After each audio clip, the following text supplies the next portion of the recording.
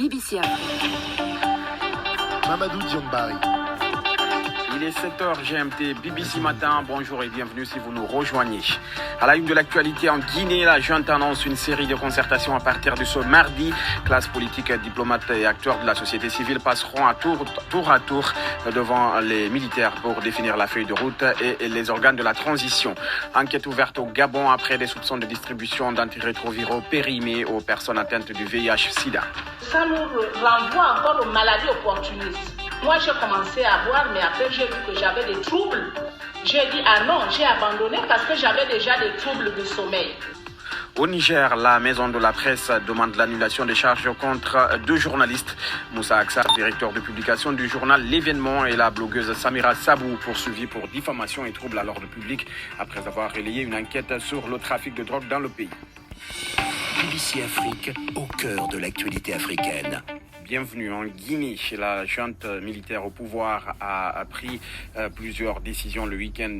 Les consultations nationales annoncées par le CNRD, la junte militaire donc, débutent demain mardi à Conakry avec d'importants rendez-vous au programme. Des rencontres qui doivent conduire à la mise en place d'un gouvernement d'union nationale et les organes de la transition. À Conakry, Makeme Bamba. Le président du CNRD invite les différentes composantes à une rencontre au Palais du Peuple mardi 14 septembre 2021, de 10h à 12h, les leaders des partis politiques. Du mardi au vendredi, ce sont 10 entités des forces vives et de développement qui passeront devant le CNRD au pouvoir. La rencontre la plus attendue est celle avec les partis politiques. Dans leurs déclarations, ces derniers ont dans leur grande majorité soutenu le changement du régime de Alpha Condé. Les sociétés minières aussi sont programmées. La Guinée est le deuxième exportateur de bauxite dans le monde, mais les populations disent ne pas bénéficier des retombées majeures. Une autre décision prise par la junte est l'interdiction de tout mouvement de soutien en sa faveur. Colonel Amara Kamara est le porte-parole du CNRD. Le président du CNRD remercie le peuple de Guinée pour son adhésion massive à sa vision exprimée à travers les scènes de joie dans l'ensemble du pays. Toutefois, le président interdit toute manifestation de soutien de quelque nature que ce soit. Il en appelle à l'esprit patriotique de tous les Guinéens à ne privilégier que l'intérêt supérieur de la nation. Les autorités administratives à tous les niveaux, les forces de l'ordre sont chargées de l'application du présent communiqué. En effet, des Guinéens commencent à créer des mouvements de soutien et cela est visible à travers des banderoles et des t-shirts à l'effigie de Mamadi Doumbouya, le lieutenant-colonel à la tête de la junte au pouvoir. Par ailleurs, le CNRD a mis en place un numéro vert pour dénoncer les abus des forces de sécurité et de défense. Les nouvelles autorités ont également nommé pour la première fois une femme comme gouverneur de la ville de Conakry, la capitale. Mawa Silla est aussi la première femme générale de l'armée guinéenne. BBC Afrique, Makeme Bamba, Conakry. Au Niger, la maison de la presse demande l'annulation des charges qui pèsent contre deux journalistes. Moussa Aksar, directeur de publication du journal L'Événement, et la blogueuse Samira Sabou sont accusés de diffamation et troubles à l'ordre public pour avoir relayé sur Internet une enquête d'une ONG internationale sur le trafic de drogue au Niger. C'est la deuxième fois que Moussa Aksar est poursuivi en justice. Il avait été condamné en mai dernier à des peines d'amende pour son enquête sur des présumées malversations financières au ministère de la Défense nationale, une condamnation dont il a fait appel. Ibrahim Harouna est le président de la maison de la presse du Niger. L'adoption de la loi sur la cybercriminalité au Niger remet en cause l'ordonnance 035 du 4 juin 2010 portant régime de la liberté de la presse. Or, nous le savons aujourd'hui, depuis un certain temps, les médias sont en train de migrer avec le développement des nouvelles technologies de l'information et de la communication vers les médias en ligne. Or, si on doit faire l'amalgame entre les simples citoyens qui relaient les informations et les professionnels des médias, alors là, donc, on remet tout en cause, tous les acquis qui ont été obtenus dans le cadre de la liberté de la presse et de la liberté d'expression. Donc, nous avons justement, essayé pour éviter que des journalistes se retrouvent ainsi face à la justice, vous demandez au gouvernement d'accélérer le processus d'adoption de la loi sur la presse en ligne. Qu'est-ce que cela va changer ? Effectivement, cela fera en sorte qu'il n'y ait plus d'amalgame entre les journalistes qui sont sur les réseaux sociaux et qui ont les médias en ligne et des simples citoyens qui essayent de jouir de leur liberté d'expression.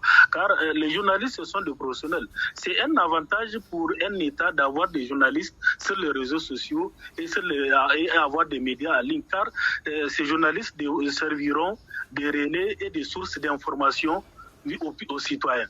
L'absence des journalistes sur les réseaux sociaux laisse cours à toutes sortes de diffusion de fausses nouvelles sur les réseaux sociaux. Donc la nouvelle loi sur la presse en ligne permettra non seulement de protéger les journalistes qui sont sur les réseaux sociaux et qui ont des médias en ligne, mais aussi de renforcer l'ordonnance 035 portant régime de la liberté de la presse au Niger.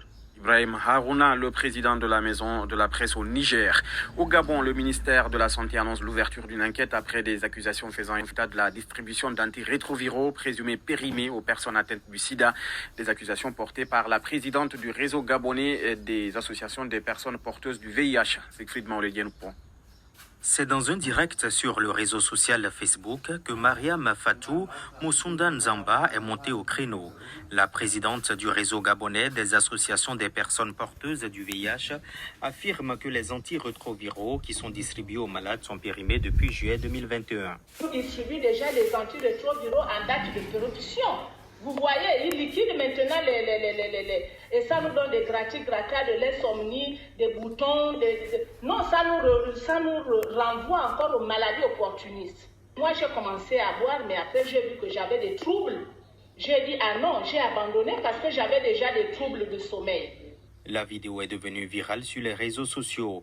En réponse, le ministre de la Santé, Dr Guy Patrick Obiang Ndong, dit condamner avec la dernière énergie cet acte qui ne reflète pas l'éthique et la déontologie médicale. Il ajoute avoir diligenté en urgence une enquête interne au sein de l'ensemble des centres de traitement ambulatoire de Libreville et de l'Office pharmaceutique national sur le stockage et la dispensation de ces antirétroviraux.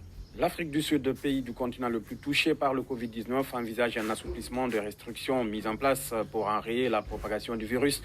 Dans une allocution télévisée dimanche, le président Cyril Ramaphosa a assuré que l'immunisation de la population adulte était un préalable nécessaire pour ouvrir complètement l'économie et éviter une quatrième vague d'infection, alors que le nombre de cas a fortement baissé dans le pays. Souleymane Kati Ouattara. Le pic d'une troisième vague tenace due au variant Delta est maintenant dépassé. Au cours des 7 derniers jours, le nombre moyen de nouvelles infections quotidiennes a baissé de 29% par rapport à celui de la semaine précédente et de 48% en comparaison avec la semaine d'avant, a déclaré M. Ramaphosa. La vigilance reste cependant de mise dans un pays marqué par une défiance généralisée vis-à-vis du vaccin. Aussi, le chef de l'État arc-en-ciel a-t-il révélé son intention d'introduire un passeport vaccinal.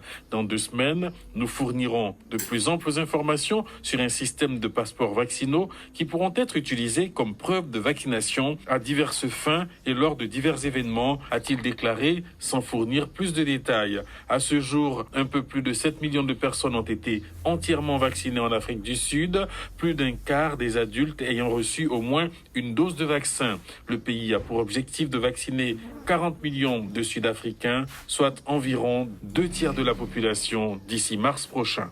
De plus en plus d'enfants sont tués ou ciblés pour être recrutés par des groupes armés dans le contexte du conflit qui fait rage au Niger, aux frontières avec le Mali et le Burkina Faso.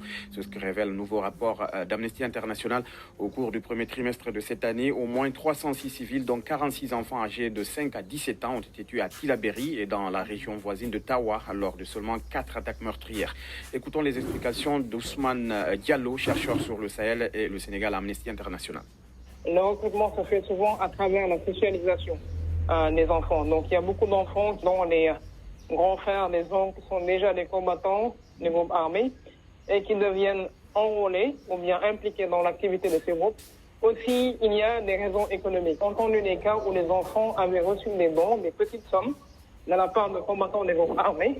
Et quand vous parlez de sommes, il s'agit de combien exactement? Disons des petites sommes, 20 000, 30 000 francs dans des régions qui sont très défavorisées. En francs CFA, ou dans des régions qui sont très défavorisées, où il n'y a pas beaucoup d'accès à l'éducation, très peu de ressources économiques. Ousmane Diallo, chercheur sur le Sahel et le Sénégal à Amnesty International. Dans quelques secondes, l'actualité sportive.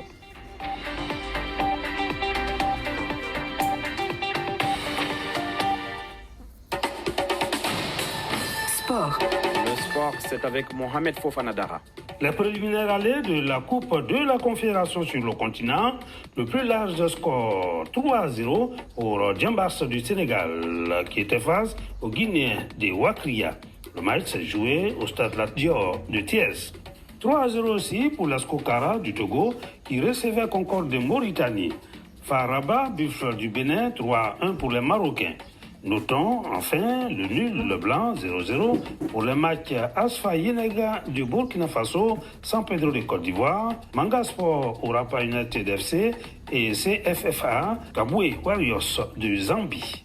En Ligue des Champions, mais toujours au tour préliminaire, il y avait 18 matchs au programme. Voici quelques résultats. La belle opération pour la Mimosa de Côte d'Ivoire, vainqueur 1-0 à l'extérieur face à Teguet FC. Il y a également cette victoire 1-0 du Stade malien de Bamako. C'était face à l'AS Sonabel du Burkina Faso. Amazulu FC d'Afrique du Sud battu à la maison 1-0 par Niassa Big Ballets et Malawi. Courte victoire 1-0 des Mozambicains de Songo, hôte de l'AS Auto du Congo. Et malgré ces stars, l'ambitieux club djiboutien d'Arta Solar 7 qui a recruté Carlos Kameni, Diafra Sako, Alex Song, Dani Nonke et de Boukambé Alain Traoré, eh bien, le club djiboutien a été neutralisé 1-1 par les Kenyans de Daxers FC. Et c'est le Burkinabé Alain Traoré, qui n'a donc pas manqué ce début, qui a donc réussi le but égalisateur de son club. Mwangide Sport du Gabon, tenu en échec 1-1 par l'AS Maniema Union de la RDC. Et FC Loto Popo du Bénin, contrarié à domicile 1-1 par le FC Nouadhibou de Mauritanie. Voici tout de suite les réactions des managers. D'abord, Mathias Deguenon du club béninois. Oui, vous savez, quand on joue à domicile et qu'on fait un match nul, vous comprenez que c'est difficile. Mais comme je l'ai dit, je crois que la qualif se jouera sur les deux confrontations. Et dans l'ensemble, il faut reconnaître qu'on était timoré, on a trop respecté l'adversaire. Il a fallu qu'on sorte de notre base pour inquiéter un tout petit peu. Mais avec ce qu'on a fait ce soir, on a encore nos chances en main. Je l'ai dit, nos chances sont encore intactes. Et on a une semaine pour quand même créer l'événement. Youssef Amaref qui réagit, il est le manager adjoint de Niadoubou FC. C'est un bon résultat qu'on joue à l'extérieur.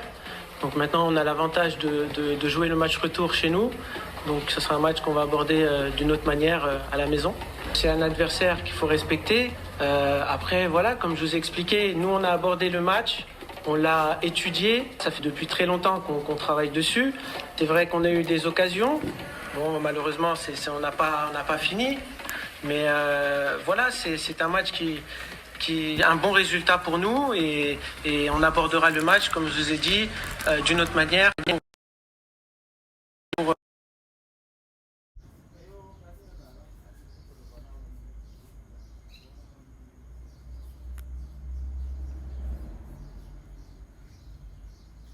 De cette quatrième journée de la Première Ligue, c'est ce soir entre Everton et Burnley. La Ligue 1 en France, Saint-Etienne qui voyage très mal à Montpellier, les Verts battus 2-0. Lens, par contre, va arracher les 3 points de la victoire aux Girondins de Bordeaux. En Allemagne, l'Eintracht Francfort et Stuttgart se neutralisent un but partout. Hertha va dicter sa loi 3-1 à Bochum. 3-1 aussi, mais à domicile pour Mönchengladbach qui recevait Bielefeld. Le Calcio en Italie et Milan qui s'impose 2-0 contre la Lazio de Rome. La Liga enfin en Espagne, le Real Madrid nettement supérieur au Celta Vigo, dominé 5-2. Des victoires à l'extérieur ici également pour l'Atlético Madrid, Valence et la Real Sociedad. La Formule 1 à présent, le Grand Prix d'Italie remporté hier par l'Australien Daniel Ricciardo de McLaren qui s'est imposé à Monza devant son coéquipier Lando Norris et Valtteri Bottas, tous de Mercedes.